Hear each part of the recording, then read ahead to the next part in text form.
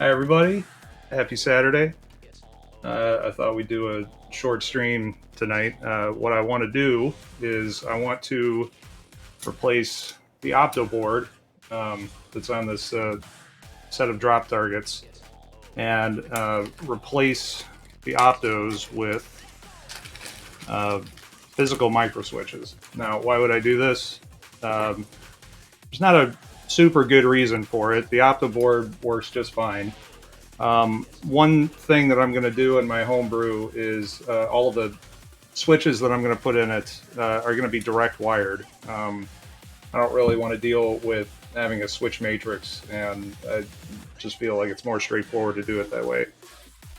The opto board is set up to work as a switch matrix. It's also powered by 12 volts, and currently I'm planning on powering all of my switches with 5. So it's not a big deal, but I figured that replacing this with a direct wired micro switch thing is something to do anyway. So I guess let's get to it. So the uh, the drop target model itself, we did a couple of streams back, and when I do this sort of thing, what I usually like to do is start out with a new blank file and go ahead and bring in the drop target assembly that we're going to be fitting this bracket to. And with this, we can go ahead and hide the opto board, since that's the thing that we're getting rid of. So what we're going to need to do is fit this bracket essentially where the opto board was, and then figure out a way to mount the micro switches on it to get activated whenever the drop targets pass over it. So now that that's in, let me go ahead and bring in, let me turn this down, tad. Let me go ahead and bring in our switches, which I already have modeled, thankfully. If I can find them, here they are. I did a little bit of investigation before the stream to make sure that this is going to work, and I'm fairly certain that it is. Whoops, that's not what I wanted to do.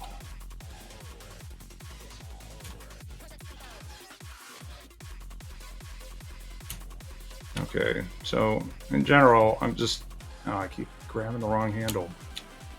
I'm just going to place these about where I think they ought to go.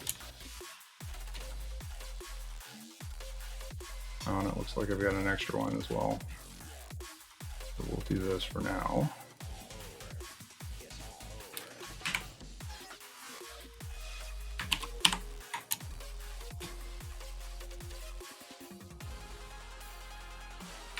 Another thing that we're going to have to keep in mind as we're doing this is that I need to be able to print it. So I do not have an SLA printer. I've just got an FDM printer. So we're going to need to model this such that we don't have overhangs and that it's printer friendly. All right, let's see. I guess a good way to do this would be, let's start with the opto board itself and use that as a template. Let me, oh, I didn't switch. You guys haven't been seeing this whole time. My bad. Alrighty. So let us go ahead and add our bracket component.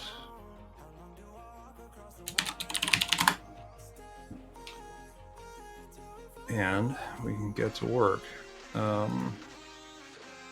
Go ahead and show the opto board again and use the bottom of it as our sketch plane, and project it onto our sketch, and then just go ahead and hide the opto board again.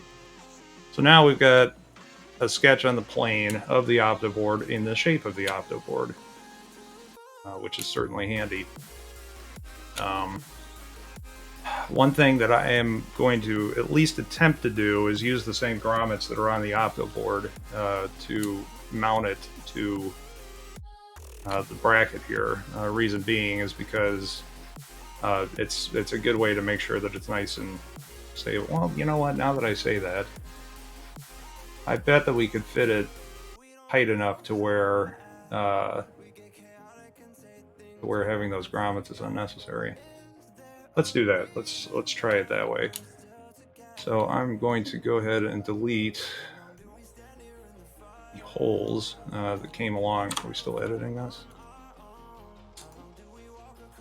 I'll go ahead and get rid of. Let me hide the micro switches for now. They're just in the way. Okay. So I'm going to go ahead and delete these holes, and instead I will project the pegs themselves. There we go. That way we can get a nice tight fit. Now, we're not going to be able to do this exact dimension because there will be a little bit of thermal expansion with the print. But hopefully we can get it to be a nice snug fit, and the grommets will be unnecessary. We can still keep it on with the same E-clips though. So, all right. How are we going to do this next? I guess, let me measure how thick the opto board is. Or even that isn't really necessary anymore if we're not using the grommets. So let me go ahead and extrude this out to... Oh, it'll be in the other direction. Not quite that far. Let's do... How far is an eighth? That's pretty close. I bet that'll work. Out of curiosity, how thick is the opto board? It's probably, oh, it's half of that, so it's a 16th. I think this will work though. Probably, I don't think that there's any reason to really make it this thick. So let's go ahead. Let's remove some of this material.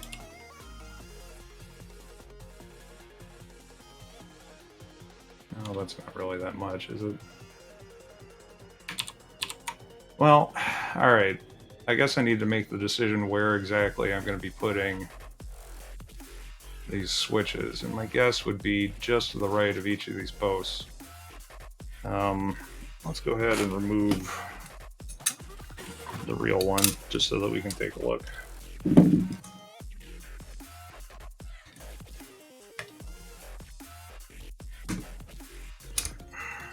And without fail, one of these is likely to fly across the room, never to be found again. Let's see if we can avoid that this time. Alright, we did it. Great success. Okay. So, hopefully you guys can see this. The mechanism works by having the drop target stick up on this ledge when they're up, and then the ball will come, knock it off that ledge, and the spring will pull it down. Usually these tabs that are right here on the drop targets themselves will interrupt the optos on the back of this board. What my intention to do is I have these micro switches that have the little roller there on the end. And if you hold them just so, then the bottom of the drop target actually hits the roller, activates the switch, and then rolls off. And the roller then rides up on the back of the drop target. That's exactly what we want. We want to make sure that this doesn't end up getting stuck and that it's reliable. So that seems like a pretty good position to do it, provided that I'm not hitting the spring with the roller. But I can get, looks like I can get pretty close to this peg. Let's see, about how far do I think I want this to go down? Oh, let's say, no, not quite 45, maybe 30 degrees, and have the top of the switch start. Not really, that can be just about anywhere. Let's have that start, a quarter inch below the post. Anyway, so that was a long-winded way of saying we can remove most of this plastic, or most of what will become plastic. around here. Let's do this and this. And we can do that.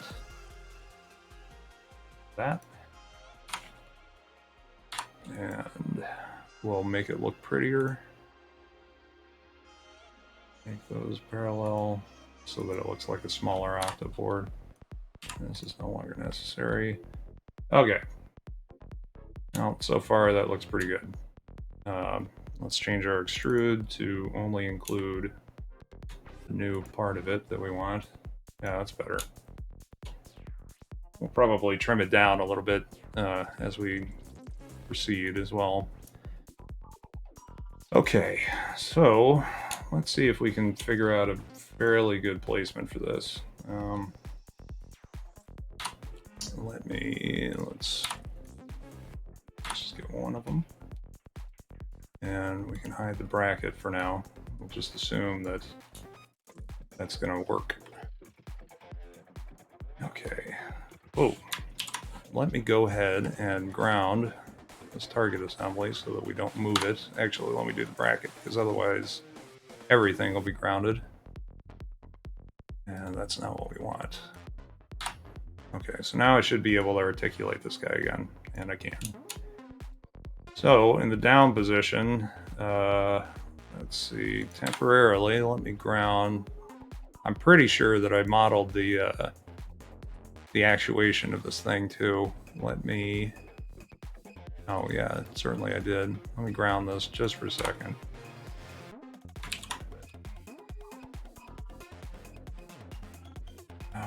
Okay, yeah, capture position. Yeah, I did, okay. Oh, but I put a spring back on it. That wasn't great. All right.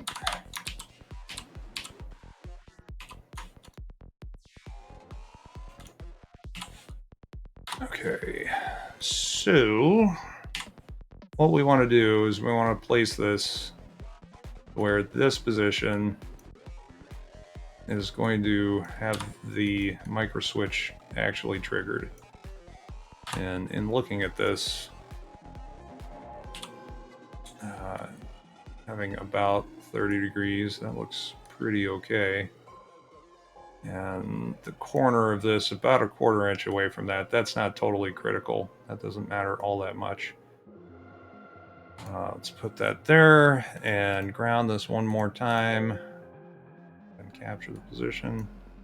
And if that's grounded, then that actuator, okay, so we're a little too close, it looks like. Back to the main thing and edit this movement again.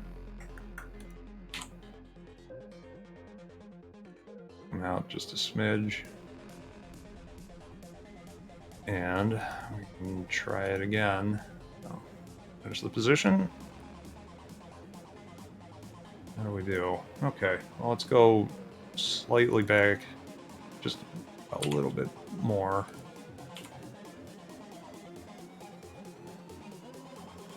Up there. What I really ought to be doing is figuring out the closest actual measurement so that it isn't just a random number, because usually that'll come back to bite you. Okay, that looks pretty good. Let's see. Where is the bracket in relation to this guy? Okay. That's going to be interesting, because remember, we have to print this so that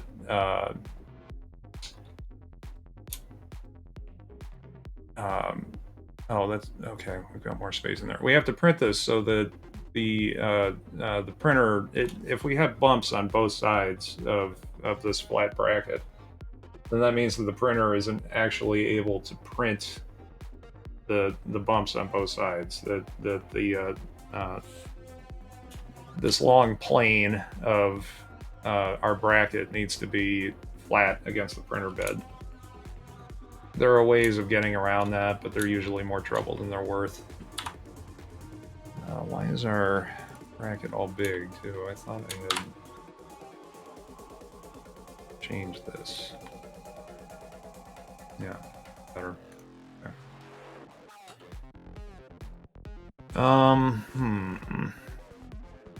Another thing that we can do here, I'm modifying this move again just so that we don't have a ton of them. Let's go ahead and take the bracket and move it. We can, let's see, align it. And we'll take that plane and put it right against the end of the stud and see if that helps at all. Okay, that looks better. I'm thinking about how are we gonna put in supports to hold up this micro switch. Let's see, can we do a more? It would have to be out like this. The more oblique the angle we put on the micro switch, the less smooth the actuation is going to be with the roller and the drop target. So we have to find that happy medium. Let's see, can we go the exact opposite way maybe? And I bet that's what we're going to want to do. Let me undo that move.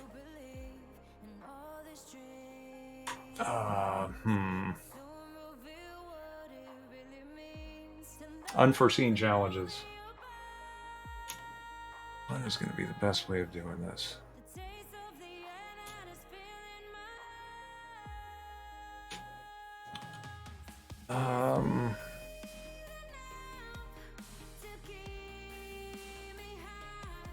We can't print it vertically.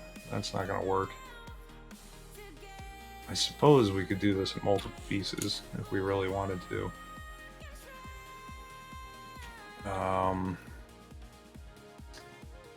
Another possibility is instead of using these, let's try this. Let's get one of these flat. Let's finish this position for now. Let's see if this is going to be a better strategy. If we get one of these flat switches,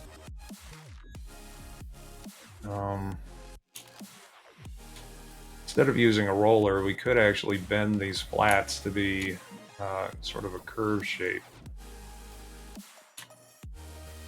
And if it's long enough, then, say for instance, we could hide the original. We could do this and put this out here. And then if this particular switch, if the actuator on this was bent, well, let's go ahead and do that real quick. What subcomponents are in here? Okay, so we can just do this component and edit this actuator. I'll have to find where that is in the timeline. Right there. So this, oh boy. Let's go ahead and isolate this. There we go. Oh, all right. So I switched the way that I modeled these micro switches. Somewhere I've got a micro switch that has this done as a path, and that's really what we need to do.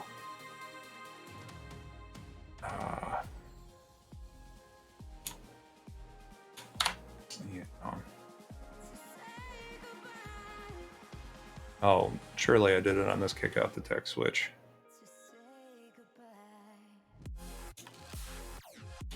Let's see, how did I... Okay. Finish sketching.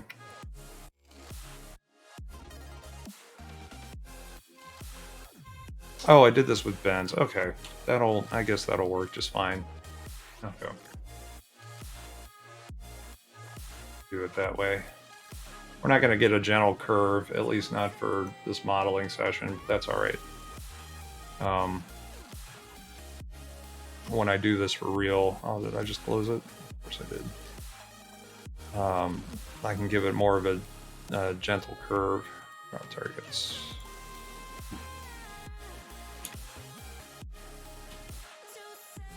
Okay. Let's get rid of our roller switches. And let's put back.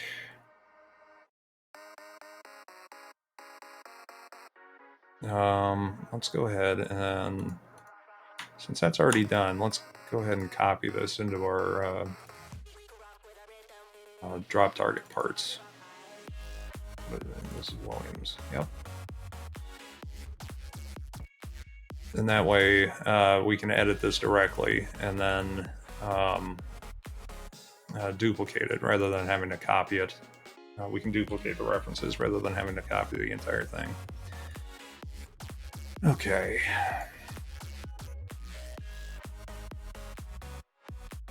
Let's figure out where we want it. Like this, and flip it the other way. And put it here-ish. Give it that 30-degree angle, which seems like as good as any. If this is... There's going to be a good spot for this. That's about where we're going to want to hit the drop target. And that looks like a fairly reasonable location. So you might even want... No. We want this, we want the angle that the drop target hits the actuator here on the micro switch to be fairly shallow, just so that it doesn't create a lot of force or friction. Let's give that a shot, I guess. Well, we could even go a little bit higher than that, since we'll have to put all of the E-clips in from the side, but I think that that'll be okay. So, yeah, let's say there. Now, what we're going to want to do is edit this guy in place, if I can find that.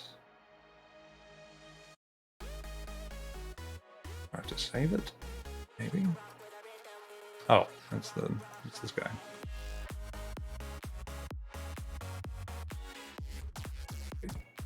So for now, let us just move these bend positions up further. Let's get rid of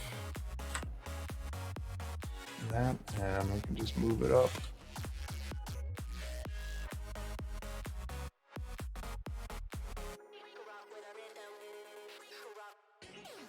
So we can do one.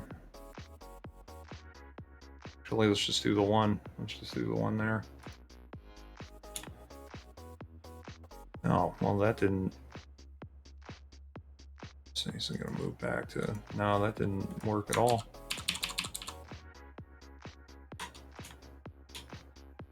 Didn't that bend work? Alright, well, you know what? We'll deal with that later. I'd actually much rather model another switch that has that gentle curve on there. So for now, let's assume that we're going to be able to bend that actuator the way that we want to. We can go back in here. Let's duplicate this. Or, well, let's put it in exactly the same spot. And this way, we can move this. I think these are 1.25 inches apart. Let's find out.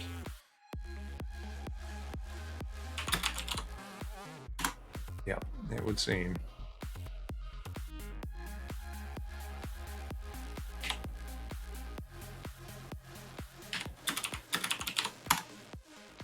There we go.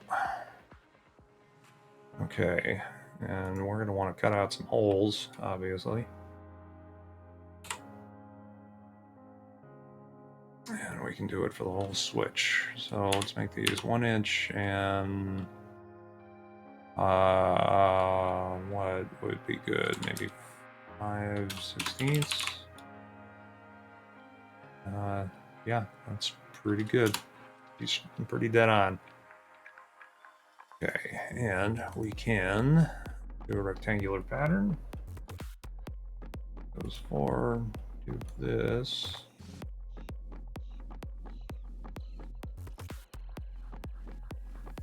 And we're good. Let's go ahead and give these reasonable offsets. Let's go ahead and project the back geometry so that we can let's do 1/2 inch. And make this what, 15/16? No, that's too much.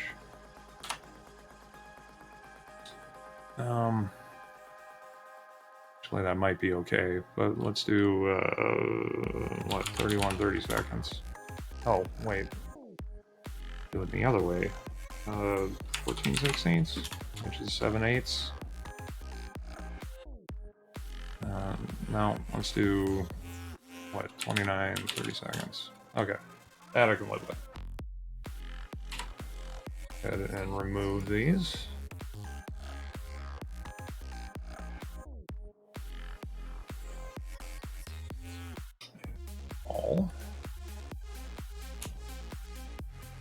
All right, well, we've got our holes for our switches now. Now we just have to make little brackets for them.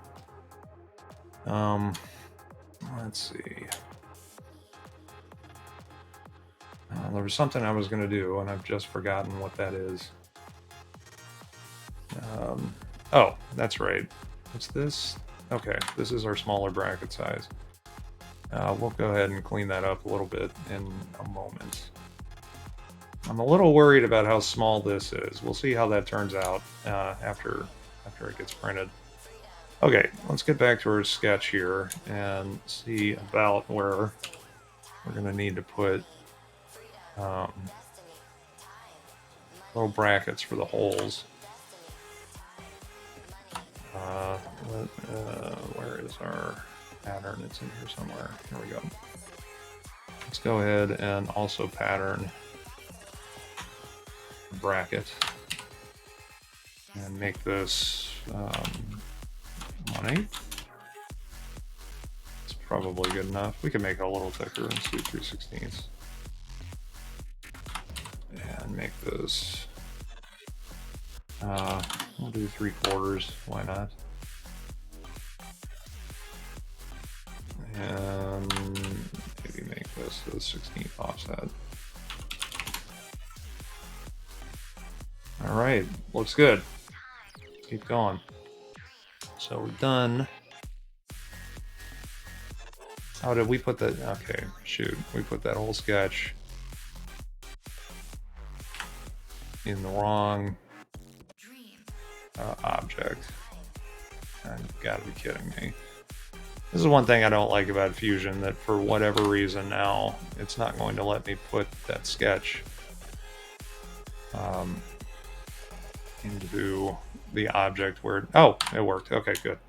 All right, the universe makes sense again. Show this again. Cut out our holes.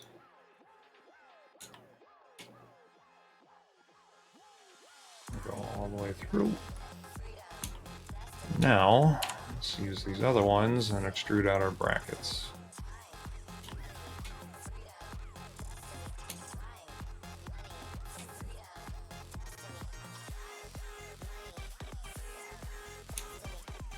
And there we go. Now, it's usually a pretty good idea to go ahead and put either fillets or chamfers here in these corners. The reason being, there will be a relative amount of additional stress in those corners because of the leverage action of the bracket sticking out. If we give it a little bit of a transition here, then there isn't a 90-degree angle causing nearly as much stress. And just for the sake of it, let's go ahead and shape this just a little bit more. we don't need all of that extra plastic. That'll do. Let's do this. Not do those in our first chamfer. And in fact, let's do this first, or this other one first.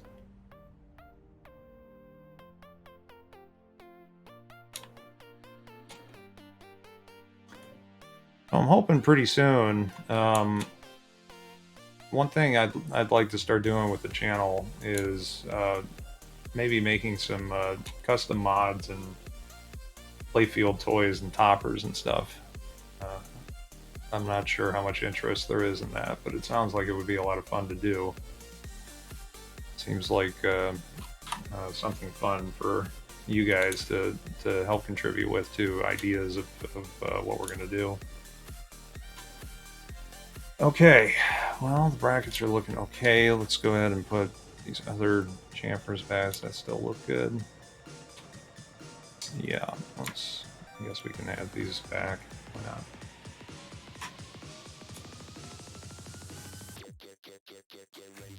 Okay, so now all that we need to do is create holes. So because I've modeled this so meticulously, doing that becomes fairly straightforward because I can just project the geometry right off of the models rather than having to measure it. And then here, because this is an oval, we're going to put a line there and throw a point right in the middle of it. There we go. So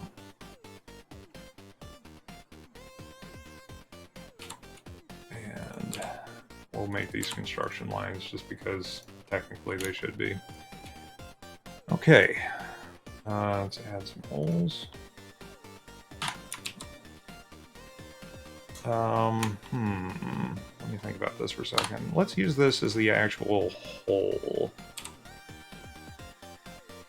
Or no, we're going to be putting number 2 screws in here. Wood screws, I believe. I'll have to take a look. So, let me do the thing that I always forget to do, which is include all of my globals in the very beginning of the design here. And there we go. Okay. It just so happens that in here I have a whole bunch of constants that I use for screw diameters and such. Okay, and now that that's in, we can go back to the position that we were. Let me look that up real fast because I believe the numbers that I have in here are for clearance holes. And they look to be. Oh, and of course I don't even have an N2. All right. Well, I was going to use these holes. Let's not do that. Let's use actual holes because we can make them tapped and find our number 2 here in this list. And there we go. And because we've made them tapped, they're actually a little bit undersized, even though we're not modeling via threads. You can do that, but we're not going to. And we're going to go through the entire model so everybody gets threaded. Now when we print this, the thermal expansion inside of the holes will shrink them slightly. They're also going to be a little bit undersized because they're supposed to be tapped, and Fusion will mop them slightly smaller. So now after we print this out, what we should get is a set of holes that easily grab onto number 2 machine screws without having to actually tap anything, and you'll get a nice friction fit. And if we do this out of something like PETG that's got a little bit of give to it, instead of those threads gouging out the plastic over time, the PETG will give just a little bit, and that ends up holding onto the screw, sort of like a nylon nut would. All right, so that's basically our bracket. We could probably, let's go ahead and shrink this just a smidge. That's not what I want. I want to push pull, but I don't want it to move all of that. Why are you doing that? Oh, you know what? Because it's mirrored. Get this to, yeah, we're gonna do new offset. There we go.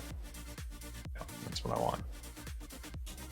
So we'll do that. That looks good. Okay, let's do the same thing down here.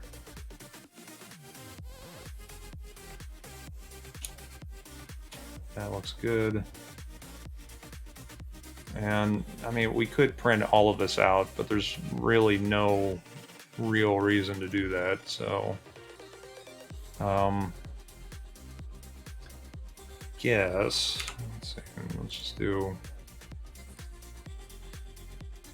one of these. This way, we're using slightly less plastic. I'm not super worried about structural issues with doing this. And I'll just make these things look pretty. Set these offsets. Let's see, 3/8. That sound good? Apparently.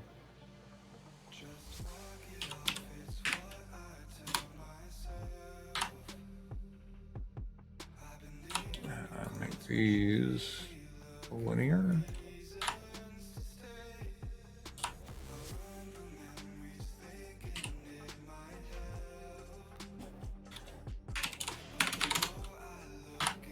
Really no particular reason to give these dimensions, but I like to, just in case, you know, part of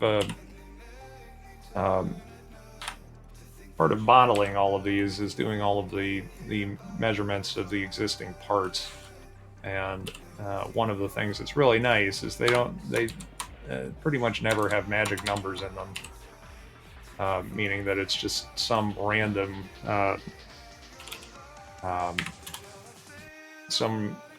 measurement, some fractional amount, or I mean some decimal amount that doesn't make any sense in the imperial sense.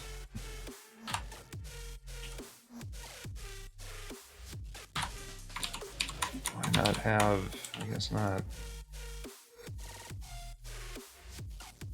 Let's do 3/8 on that one. Well, okay. What are we in? Oh, yeah, we're still not constrained that way.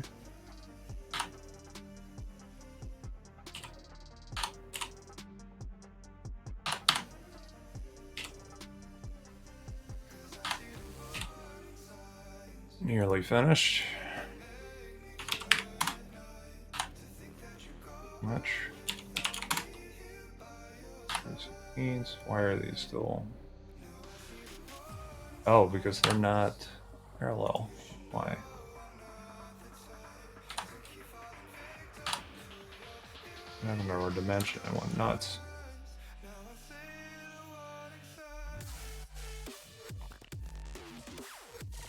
I don't understand why this still isn't constrained. Oh, because it's 3 degrees off. How did that happen? Now it's not. Okay, now I can throw this in here.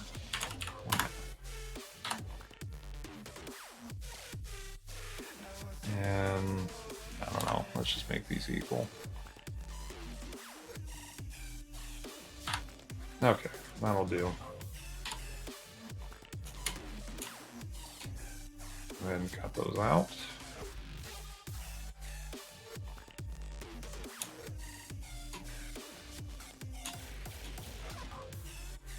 And we do that edge. Do we care enough? Not really. Here. I'll go back in and I'll put this in just for the sake of it. That's what we want to do, and we want to trim off the excess here, there, and there. And let's go ahead and make these of equal length. That more aesthetically pleasing. Looks like it. So there's our bracket. That really should be it at this point. Let's make it look a little bit more like plastic, as we do. Make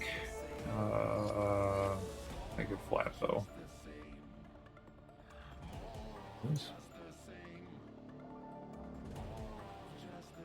Okay, and now if we add these back, just for the sake of completeness, I am going to anchor these directly onto this plane because they're not quite on it.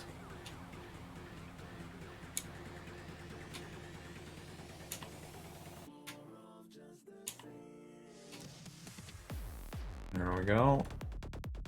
Go ahead and capture position, and last bit, we will make a rigid group out of the drop target brackets,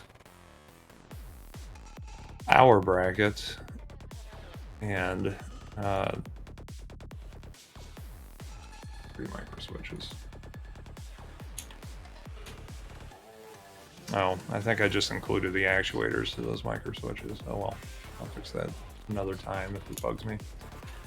Okay, well,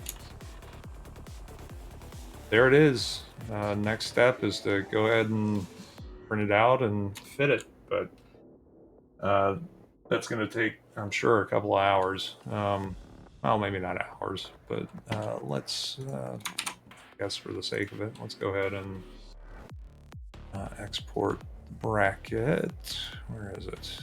I want to save as SDL and send it to the slicer.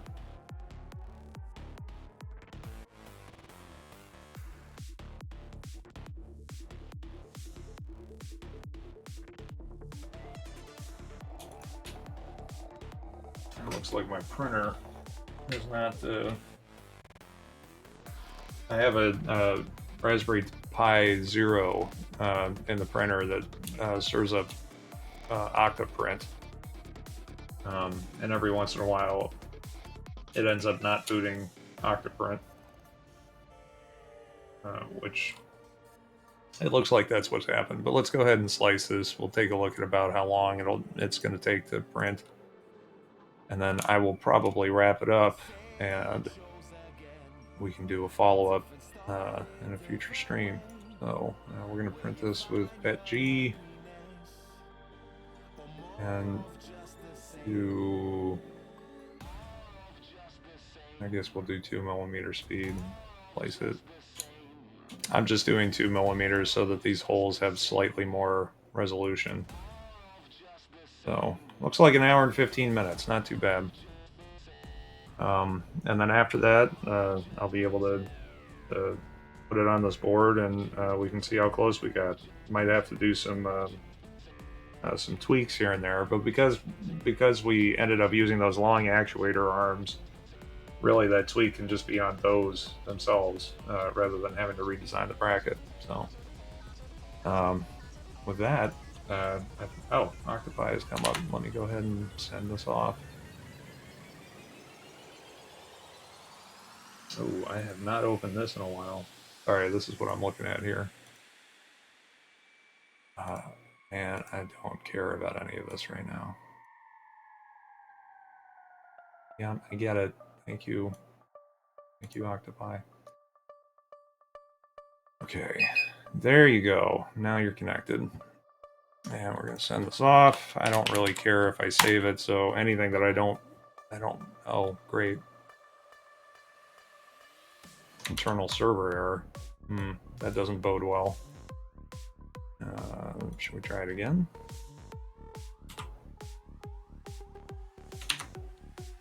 There we go.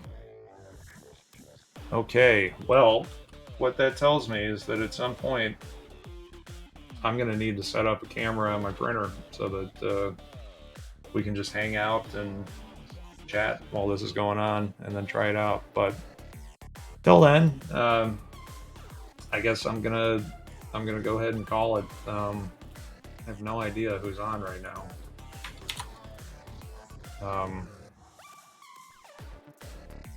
Really appreciate you guys stopping by. I want to start trying to do this a little bit more often and hopefully get some fun things in the pipeline. On the deal, he put that kick on Dana White's Contender Series. He was landing. Let's see. Let's go ahead and let's rate Captain Zanzibar. He's got some good pinball content. He's up and coming with stuff. So, made.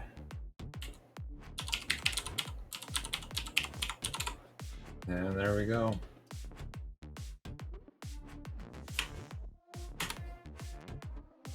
Oh, I misspelled it.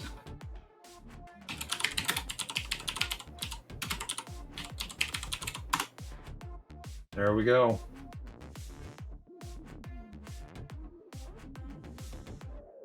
Well, thanks, Ben Daddy. I appreciate you stopping by. We'll do more of this soon. Promise. All right. Have a good night. See you.